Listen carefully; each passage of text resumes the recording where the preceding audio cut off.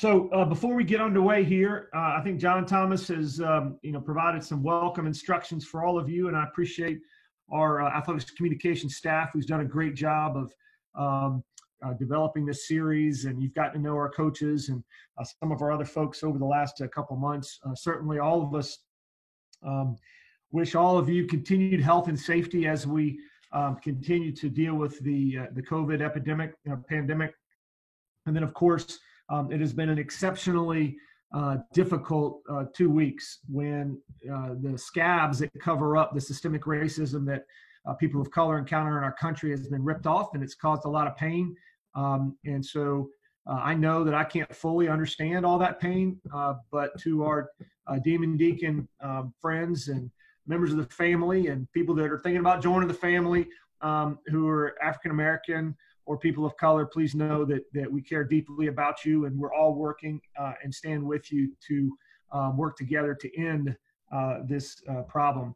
Some of you that may follow me on Twitter may have seen that last night, just as a public service announcement here, last night somebody had tagged, our football team put out an incredible video with about 8 or 9 of our players, very emotional and powerful. I encourage you to watch it and listen to it. They put out an incredible video. It got amazing support and feedback. And of course, there was one person somewhere who attached some, just an ignorant comment to it. And you will see from my response, Ty Hardiman, one of our football players, had pointed it out. And I responded to Ty, and that person's not a fan. I mean, not a Deacon Club member, not an alum, not a ticket holder, and is not welcome because that kind of language and intolerance has no place in our family. So we're going to continue to work to solve this problem. You know, Coach Forbes, you've had a unique challenge, and you were the first and only Power 5 or Power 7, because when we talk about basketball, we usually include the AAC and the Big East in that moniker. But you were the first new coach hired in the post-COVID era. And one of the challenges that you have that really no other coach has faced is you have this brand new team.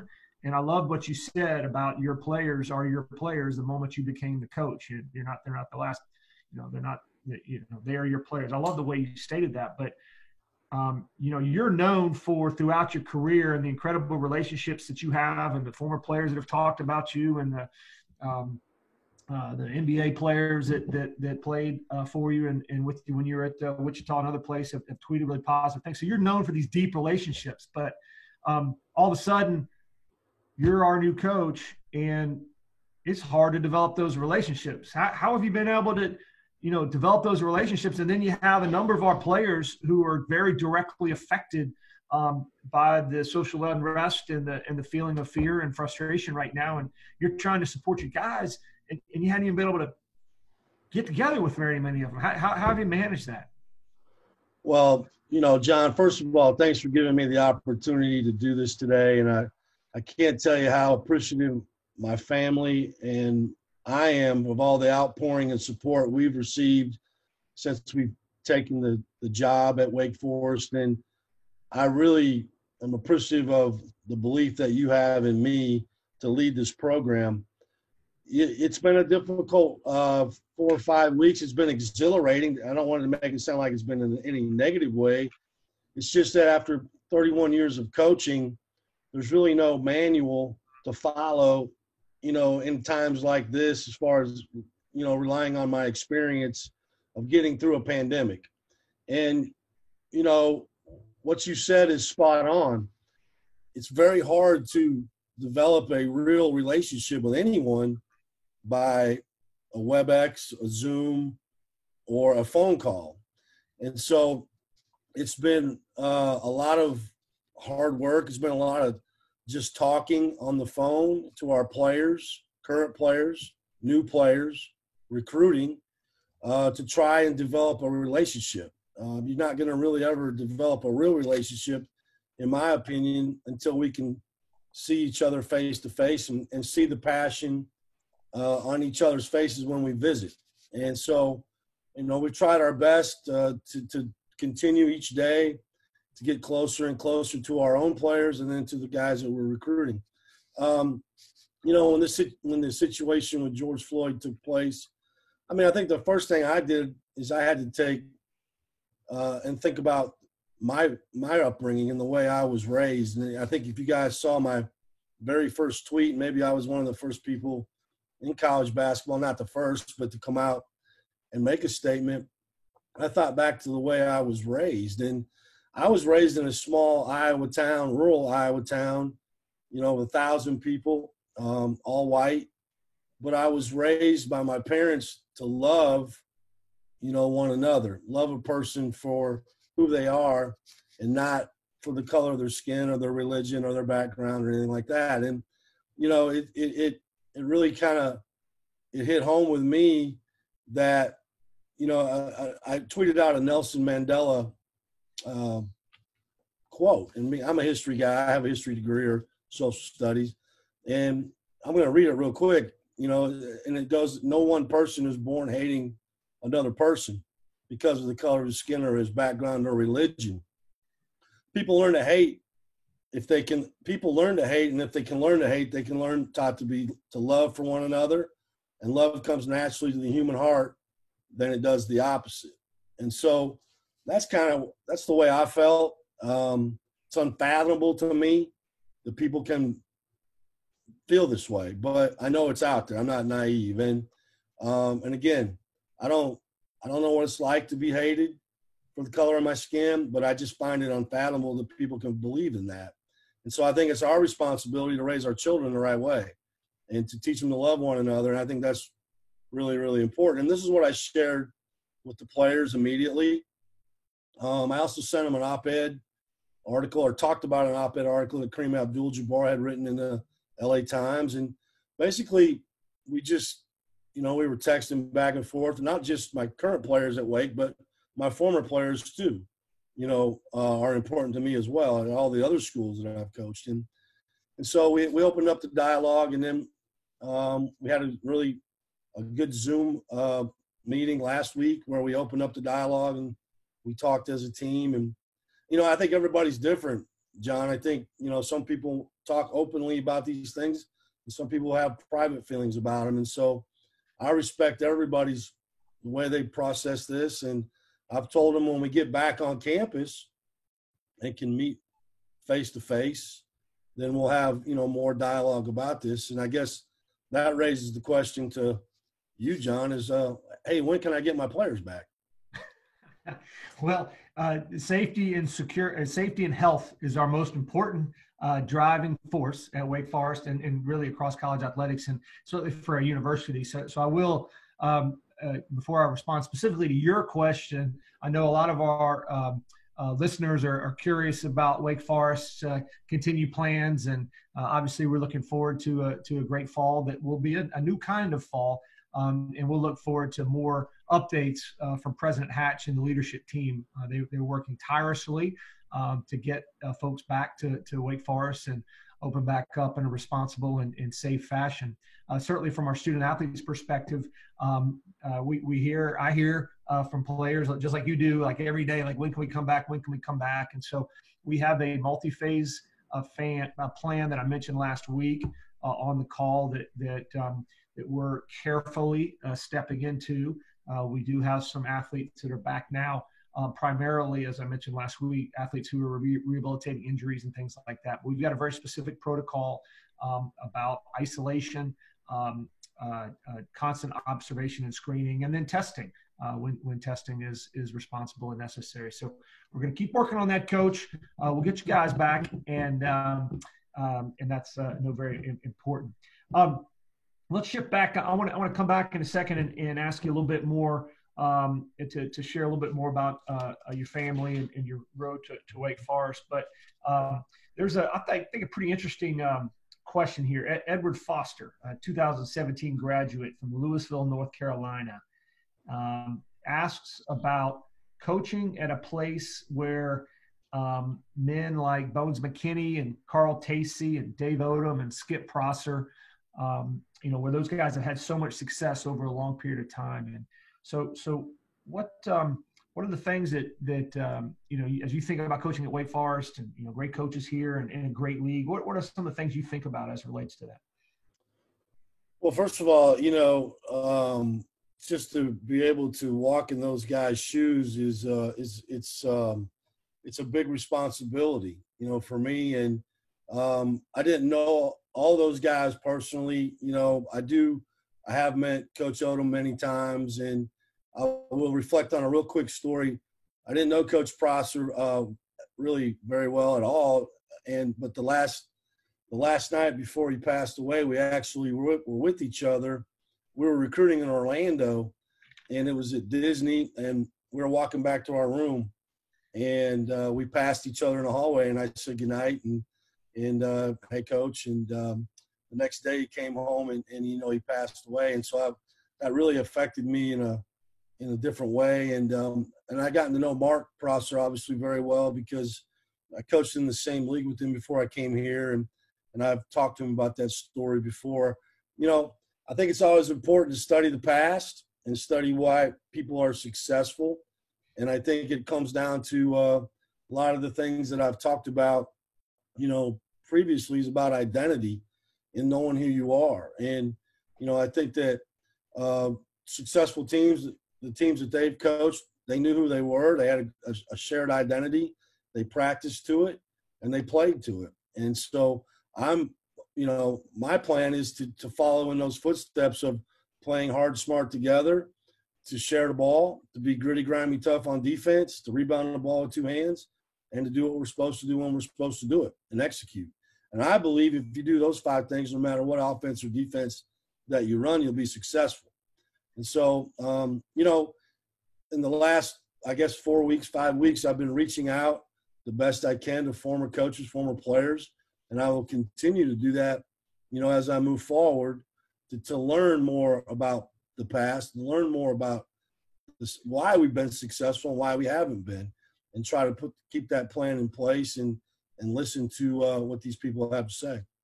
So I know one of the things you did, we hammered you right away with, doing videos and doing media. And of course you have a lot of great national relationships. And so you had media friends that are reaching out to you. But one of the things we did, I think in the first week or so, right? And maybe in the first couple of days, you did a Zoom or WebEx that was open to all former players. And, Right. Coach Mike Muse, who's our director of basketball alumni development, who's on this call, has done a great job following Justin Gray, who was in that job before, of making sure we got phone numbers and emails and all that kind of stuff. So I can't remember how many we had 60, 50, 60, 70 former players on that call. What was that like being on there with all those guys, from recent guys, older guys? What was that like being on that call, and what were some of the messages you heard from that crew?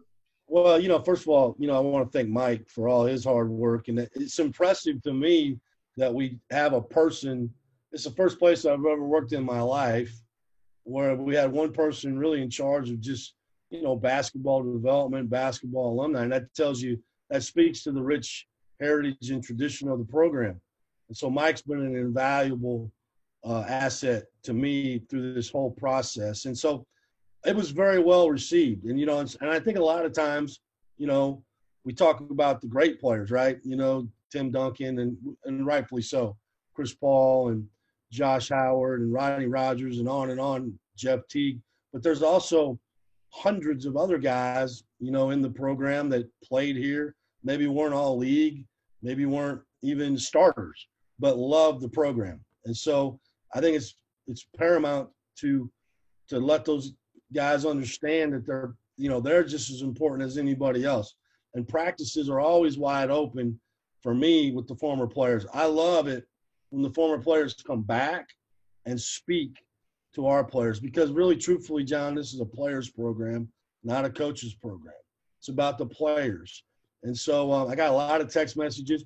I found out there's a lot of former players that coach, high school coaches, that reached out to me. So it was an invaluable experience, and it's something that I look forward to really truthfully meeting these people, everybody face to face when, we get back to this, new normal that we're hopefully going to get to one of these days. Speaking of great former players, as I scroll through the pictures, and there's like 32 screens of thumbnail pictures, but I do see one of the all-time greats and a neighbor right down the road who I saw at a bunch of ball games this year, Guy Morgan. Appreciate you being on this morning, Guy, with us, and the way you continue to represent and advocate for Wake Forest in your professional life. Hey, Coach, speaking of love. You've got a woman that appears to love you. She's been with you for 32 years. Can you tell us a bit more about Janetta and Elizabeth and Christopher and Jonathan? Yeah, I don't think Janetta really realized what she was getting into when she decided that she really wanted to marry me. That was my first indication that I was a really good recruiter. Is when you overachieve in marriage, and we've been married going on 32 years, and that's hey, listen, marriage is it's a partnership, and especially in this profession, it's difficult. And she has basically raised our three children, with my help, but minimal at sometimes because of my schedule. And so I knew she was first team All ACC when we got ready to get married, and I told her we were going on our honeymoon to Omaha, Nebraska. Right. And I think she thought I said Oahu, but I didn't. I said Omaha, Nebraska. And I actually took her on our honeymoon to interview for a GA job, basketball at University of Nebraska, Omaha. And we didn't stay in a hotel. We stayed with my former junior college coach at his house. So I think that was a true indication right there, probably what she was about to get into. And I didn't get the job. And so I went back to Southern Arkansas, where we both graduated from, and I was the SID for 1 year without a computer, without, just a typewriter. And I made $6,000 a year with no benefits. And she taught at Waldo, Arkansas. She taught the 4th grade. She made $12,000 a year. So we didn't realize how good we really had it. And we lived in a one-room cabin, and that a donor gave us at Southern Arkansas. Let us live there. So she's the most important person in this whole deal. She's a great coach's wife. She gets it. And I think one of the things that's probably helped us in our marriage is that she didn't play. She did not play athletic. She didn't play basketball, so I don't have to come home and have her tell me how dumb a coach I am. She thinks that I'm a pretty darn good coach. And so I really kind of enjoy that. Elizabeth she's 30. She's working on her PhD here at East Tennessee State. She is in charge of the academics for football. And so I'm real proud of her, and she's going to stay here. Christopher is 24, just finished his master's. He got his undergrad master's here at East Tennessee State, and he is going to be our video coordinator. And it's interesting, and Christopher wanted to be a doctor growing up, and all of a sudden one day he came to me and said he wanted to coach, and I thought he lost his mind and told him not to. But, he loves it, and he's done an unbelievable job. I would have never imagined hiring him moving forward, but he's really made himself a very valuable asset to our team and program. And then Jonathan is 16, just finished his sophomore year online here at Science Hill, and he'll be moving over to Winston-Salem here July 1 or July 2. And he's got a couple years left of high school, and he's interested in pharmacy school. So I'm hoping that he stays on that track and doesn't want to be a coach and wants to go into pharmacy. So speaking of responsibilities, it was pointed out by one of our viewers that you've got an iron and a clothes iron on the shelf right behind you. Is that you using that thing? Are you doing that? Is that how that shirt got so pressed? That's for looks, okay. Well, I'm not good at iron. I do have a steamer that I know how to put the steam, put the steamer on it. But actually, I'm in my upstairs. Really, truthfully, I have an upstairs office in my house I never used till pandemic, and then it became a very popular spot. Really, the bookshelf behind me, when we started to pack, is full of history books, and but we're starting to put some stuff in boxes. And so the iron, That would be my wife's iron, probably. That's nothing to do with me. Got it. Got it. Well, the history major thing, I'm a history major too. And we got a wonderful history department here at Wake Forest. In fact, I got to go over and speak to the history department earlier this year. So we'll get you over there at some point. So speaking of steamed, one of our viewers writes that, talks about, occasionally a ACC team gets beat early season by a team from the Southern Conference or whatever, So you went down and you beat LSU, right, last year? Well, we beat Georgia Tech my first year too. Right. And we beat Mississippi State. We beat LSU. Yeah, it happens. Right. So as you're dealing with, you had a great team at East Tennessee State that you built, and there's other great teams in that conference. You mentioned Mark Prosser, and Western has built a nice team there, and got others around the deal, and so. But an early season schedule for an ACC team or an SEC team, you've got those teams coming in that are really good teams, and so and you may have new players or coming off injuries or whatever, and it's hard sometimes for guys to get up for the team that doesn't have as big of a name, and yet the team that doesn't have as big of a name comes in with a real chip on their shoulder. So the shoe's going to be on the other foot for you here. How you gonna deal with that in November and December? Well, I'm not. This is a spoiler alert to our fans.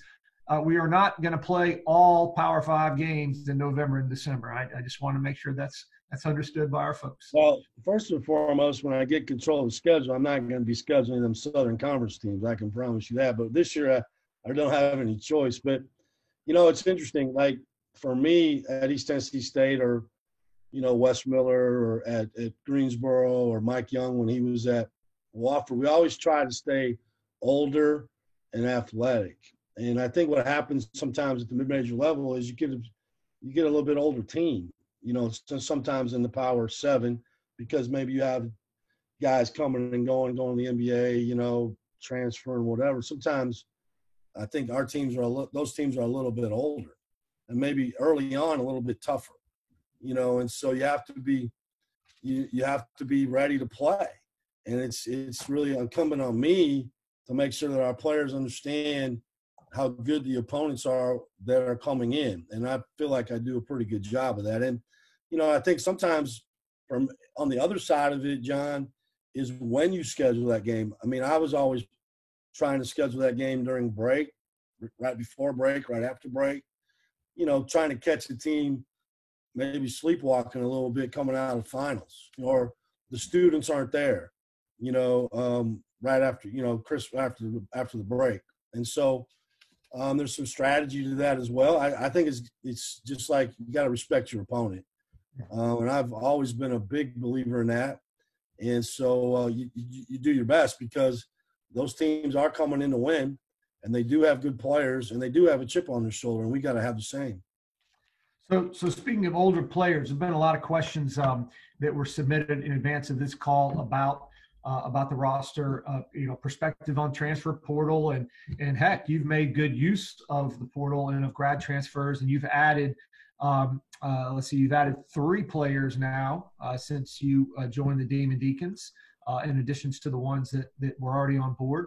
Our players, as you said eloquently. So can you talk a little bit about how you've approached that, and maybe if you wanted to touch on your new guys, Jonah and Davian, and then Jalen just announced earlier today, I think. Well, John, you said it earlier, and I didn't say those words just to say them. I thought the most important thing was that our current players understood that they were my players, and I wasn't going to be the guy that says, hey, I can't wait till I get my players 2 or 3, next year after, that the guys that were on the current roster were the most important.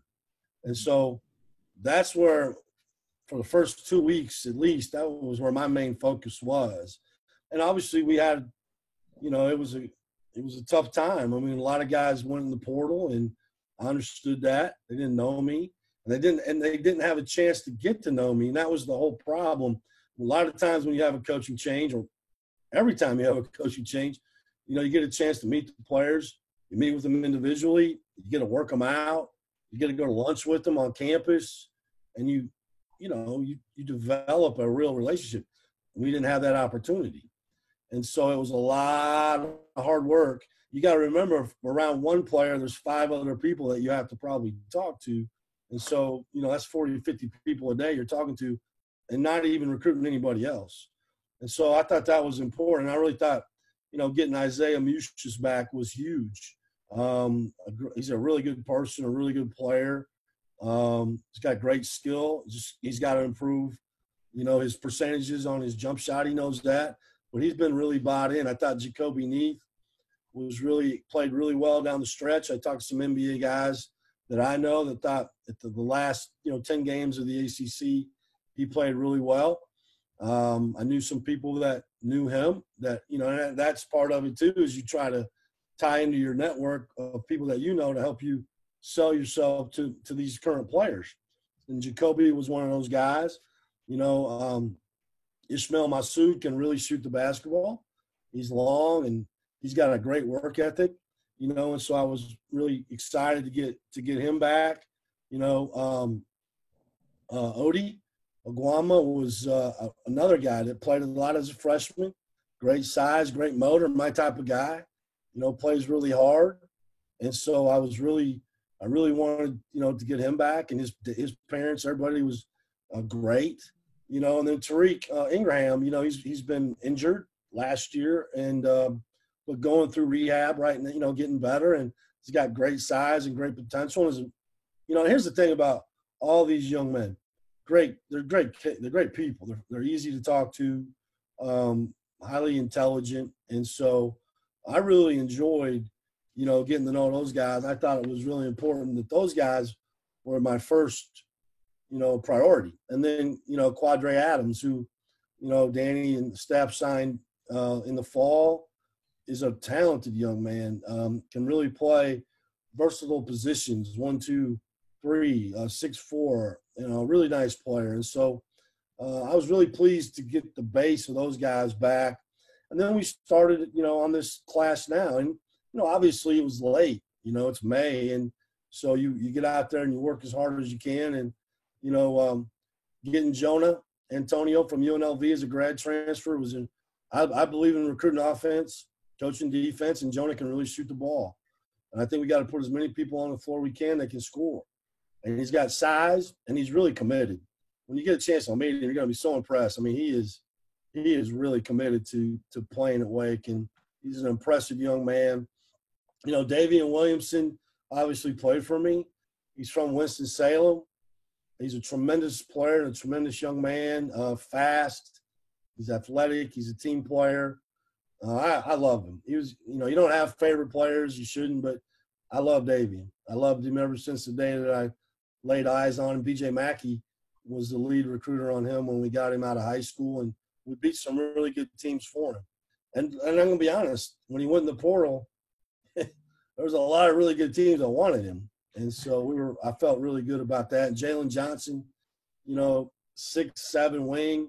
Again, another player from North Carolina like Davian, can really shoot it. He's got high major experience. And I felt like we needed to get some more experience, on our team. And I think those guys really add to that. And then, we got some really good walk-ons too, John. I mean, Sunday Okiki, I talked to him over the weekend.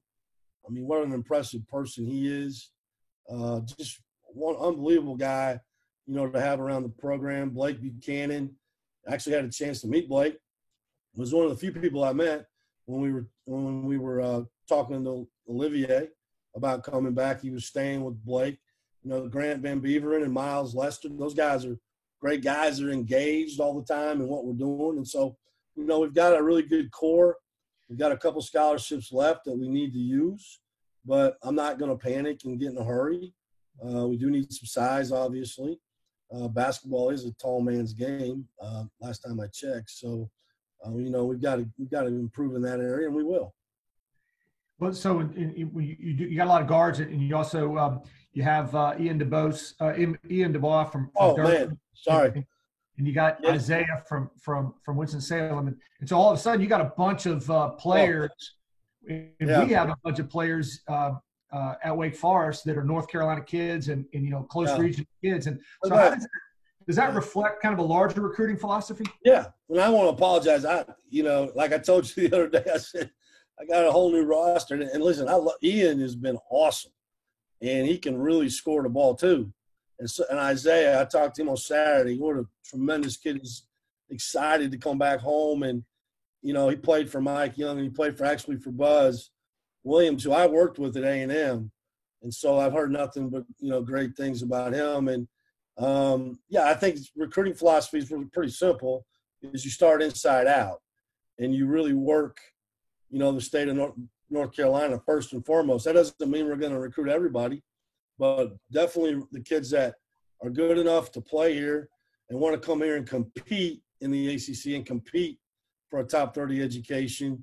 Those are the guys that we're going to go after first and foremost, and then we build out. So it's inside out, when it comes to recruiting. And, I think it is exciting, John, to have – you think about Jalen, Davian, Isaiah, Ian, all these guys are North Carolina kids. And I think that builds pride in your program and pride with the fans, and something that they can connect to. Now, that doesn't mean that we won't recruit outside the state, because we are and we will. But just to get those guys initially, I thought was important. Right. So the Deacon Club staff and our fan experience staff would remind you on that note, you can come support a lot of hometown kids now. So let's spread the word. We've got $50 deposits being accepted right now at godeeks.com for partial season ticket packages, full season ticket packages, incremental stuff. So we've already had great response to that. Lots of new energy and new excitement about Wake Forest basketball. So I do have to ask you, we haven't really talked about this, Coach, but as you're looking for, what you expect from your AD, and as your AD is looking for, what some guidance on, how to support you. I do have a question, because I think it's really interesting. You talk about recruiting offense and coaching defense or teaching defense. And some people might take that to think that, defense isn't that important to you. And yet, if you look at your history and the results and how your teams have actually performed, as you're looking with the roster, with the exception of Odie and maybe Tariq and Sunday and Ismail's more of a guard forward than a true like inside guys, but you got a lot more guards right now. So as you're looking for how you translate that into kind of a defensive style or what you like to do on defense, how do you go about teaching and coaching your defense? Well, first, the reason why I believe in recruiting offense and coaching defense is we're going to spend the majority of our time in practice defending, and so that to me, that takes away, time from on offense when you got guys that can score the ball. That doesn't mean we don't work on it, but every day we practice, defense is going to be first before offense. And so, I've played different ways throughout my career, and I think it's important that you adapt to the players that you have and not be hard-headed. And obviously we're going to be probably a little bit smaller, so we've got to be aggressive, and pressuring the ball, getting in the gaps, stripping and ripping.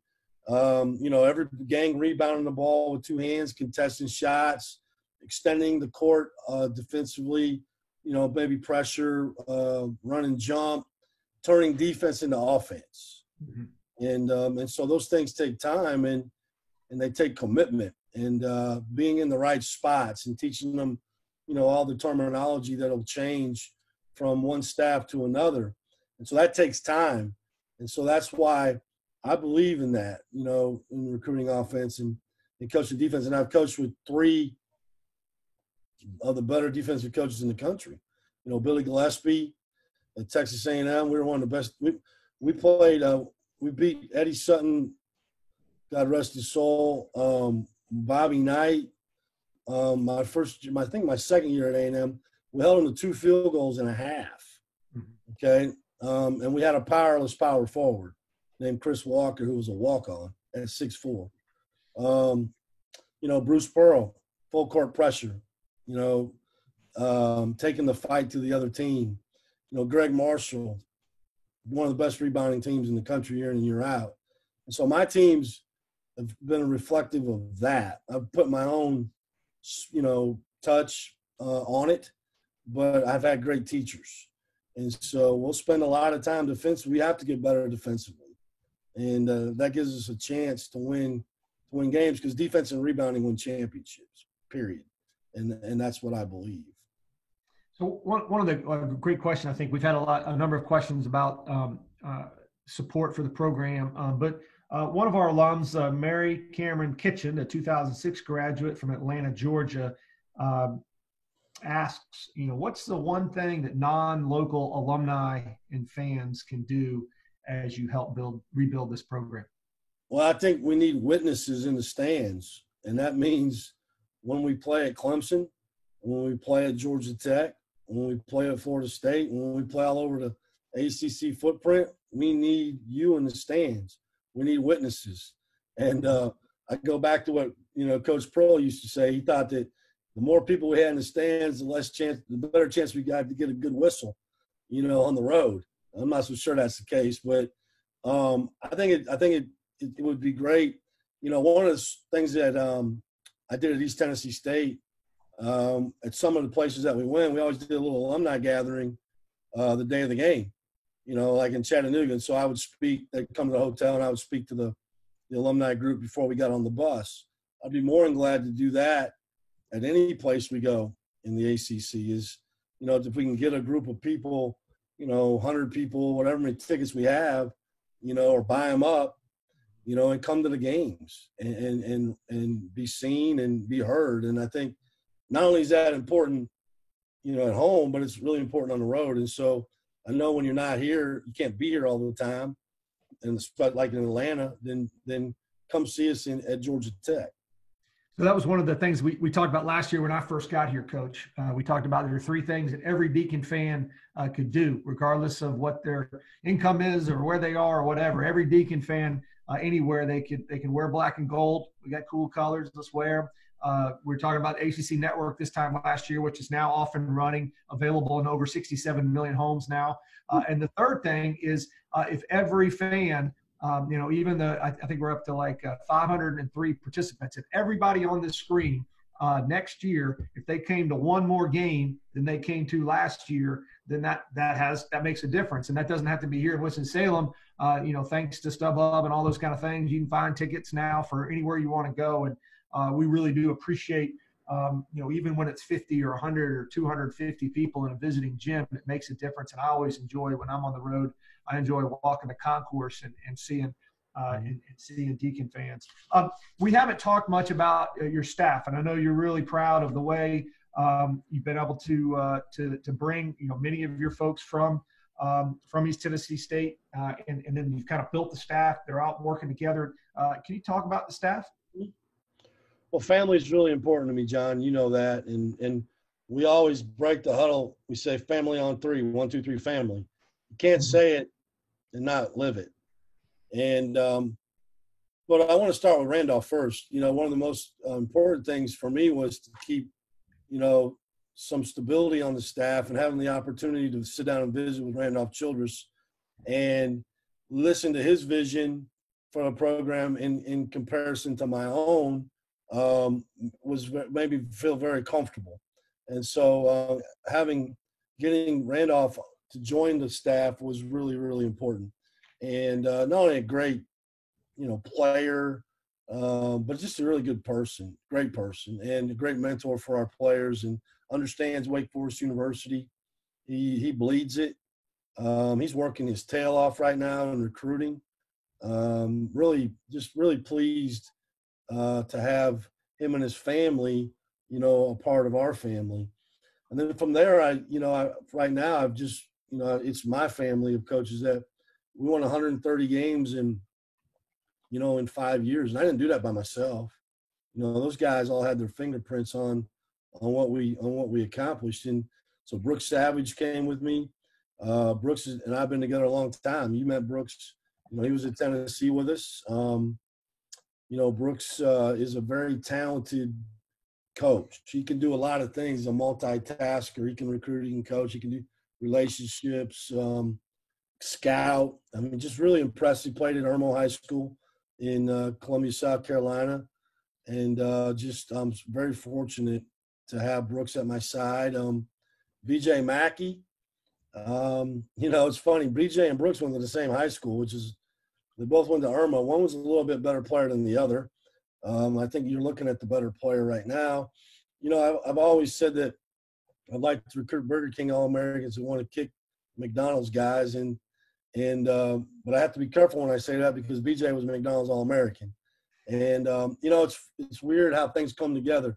If I was a guard and I wanted to go play somewhere for some guys that could coach, I'd go play at Wake Forest because I have Randolph Childress, who was an All-American, you know, all ACC player. I have B.J. Mackey, who is a All-American, still the all-time leading scorer at the University of South Carolina, and he was All-SEC, and he played overseas. In fact, B.J. and Randolph played against each other in Europe, in Italy. And so just very talented people. And B.J. has a tremendous personality, great presence with the players like Randolph, great mentor. He and his wife, Brittany, are just getting ready to adopt, you know, a baby. Brooks and his wife, Lauren, just had a baby. So we have a lot of babies around here. I'm done. Okay, just FYI on that. So these guys are special. They're really good. And I was very fortunate to hold on to those guys at East Tennessee State because, as you know, each year people get hired. And that brings me to Frank Davis, who's my director of basketball operations. I can't function in a day without Frank. Frank is highly organized, very likable. In fact, I think you said something to me the very first meeting he was involved in, how impressed you were with him. And that meant a lot to me, John, that you felt that way about Frank, because that's how I feel. Great relationship person, just really pleasant person to be around. Mike Starkey is my strength coach. And I can't tell you how lucky I am to have Mike. I fought off Shaka Smart last summer in Texas. We were in Europe on a trip with the team, and they were going through this, you know, he was going to hire him. And then it ended up that Mike stayed with us. And you know, he went out to Stanford and interviewed. He'd been to Arkansas. And we were just kind of waiting for this day, if this could happen, to be together, you know, at a high major place. And I can't tell you how he's going to be the backbone of a lot of our success because he's extremely talented. And, you know, he was, every time he looks at that weight room, I have to calm him down that, you know, easy, Mike, you know, it'll be okay. And then my son, Christopher, you know, I don't know about that hair and that beard, but that's COVID. We'll get that straightened out here. But just a really talented young man. And honestly, I treated him like a player. You know, I didn't treat him like my son. You know, I was hard on him and just really a very valuable member. We've got some other positions that we're going to fill here, you know, shortly down the road. And I'm really excited about some of those other guys as well. Very good. So around town, there's a couple of folks that have asked us. I know you've had at least a couple meals, and now we can actually go into restaurants here in Winston-Salem. Mayor Joines has provided great leadership for this community, and the communities. We need to continue to do a good job wearing those masks and social distancing so we can get back to playing ball. But any particular, there we go, got the mask, got the deal. We're not spiking it on this particular. Well, I got that one too here. Oh, you got that one? That's a legitimate one. You know, that could be in the. This is the original Bane right here, buddy. That could be.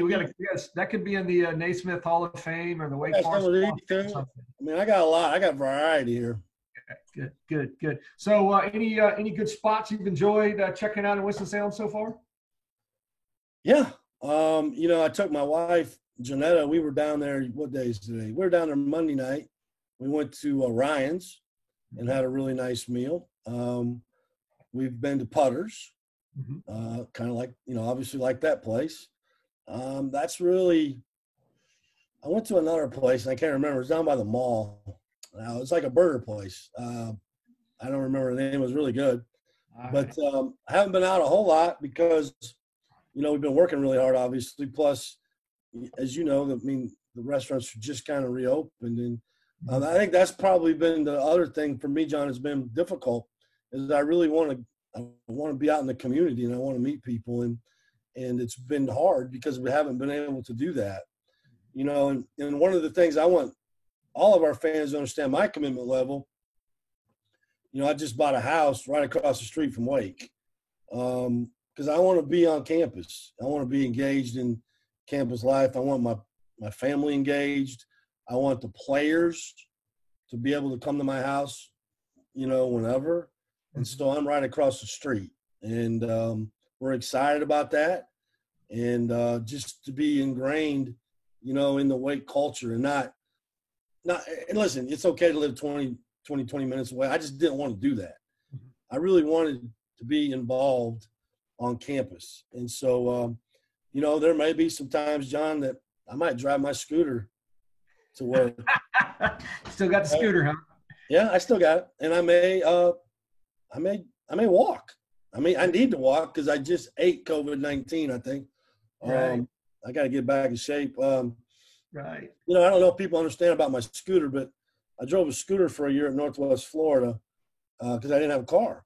And I kept every gas receipt for the year and spent $66 on gasoline for a year. And so that scooter was pretty handy. And so you may see me around campus with my backpack on, driving my scooter. Just as long as you're wearing a mask and a helmet, Coach. That's wear a helmet? You have to wear a helmet. Yeah, that's you must not have read. You must not have read the fine print in your contract. There's no scuba diving. Well, look, I don't even have my glasses on. I can't, so I may not be driving my scooter. I got a helmet though. I may do that. We can get you. We'll get you. In fact, we'll ask Coach Clausen if we can just get you a football helmet from Brian. You can just wear that. Perfect. We'll count that as it. We talk about commitment and the commitment that you made when you first went to East Tennessee State, and the commitment that you're now making to Wake Forest. But I thought it was really when you told me you were going back up the road, and you've mentioned before that this move's been a little bit easier than some of your past moves because you've only been 3 hours away from your old home, from your new home here in Winston-Salem. But I know that you had a commitment that you had made a while back to some of the people that had helped the program at East Tennessee State. So you might just share what you were doing last night. Well, in recruiting, I always say it's not about the buildings, it's about the people in the buildings. And that's what makes each job special. And I had a special relationship here with our fans and our donors. And part of the fundraising mechanism here at East Tennessee State was that we had a fundraiser every fall. And, we did an auction and raised some money for the basketball fund, or the Hoops Club, it's called, at East Tennessee State.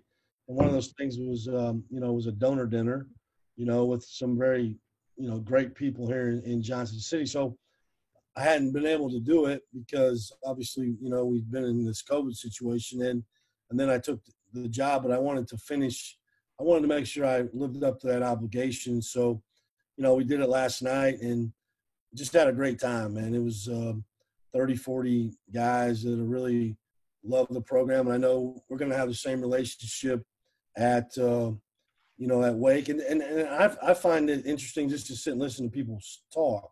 There's two generals in this group, and one of them was a general in Black Hawk Down, and just listening to people that understand the community, understand the institution, just to listen and learn. And so, I'm looking forward to that, especially, as we get there and get moved in and this thing opens back up. So Evan Ushak is I think a Wake Forest student. He asked me, how often can students expect to see Coach Forbes walking around campus?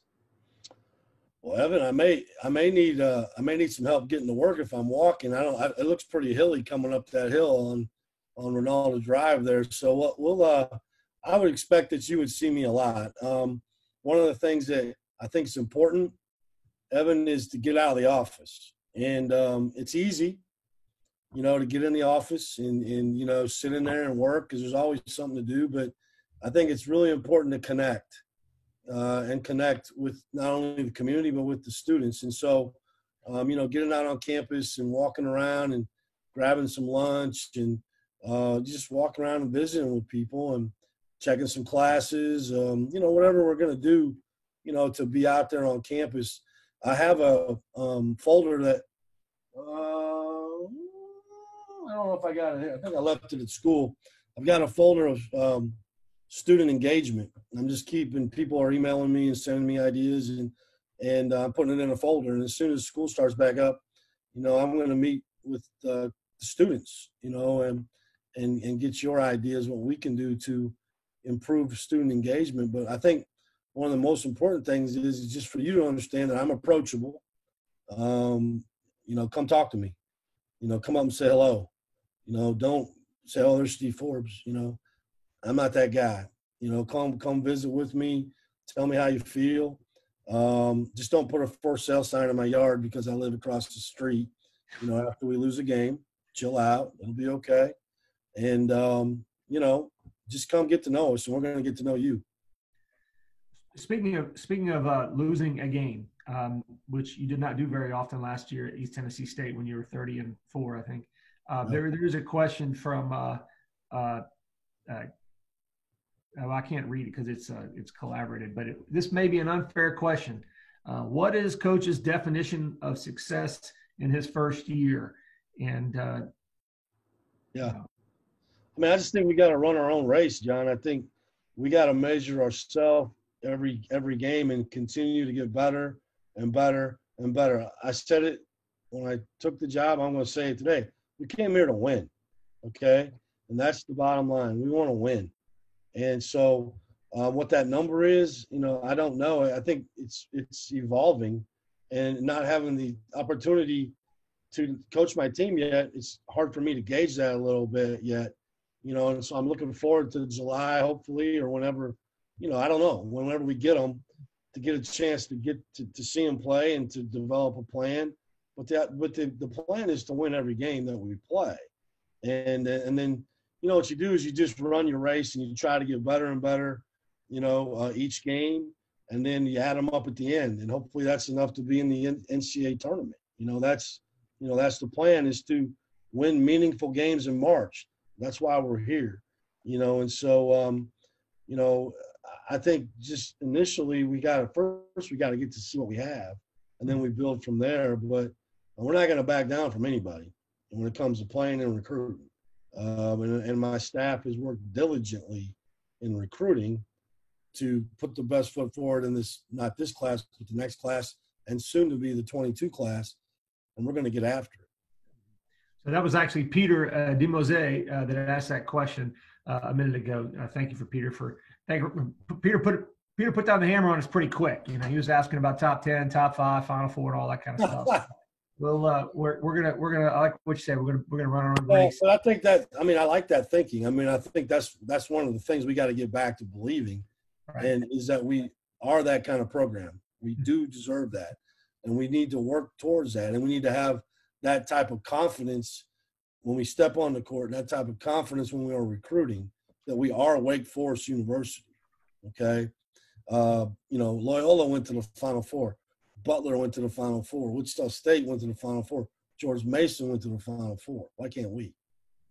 It can happen. We have to believe it first, and then we got to go make it happen.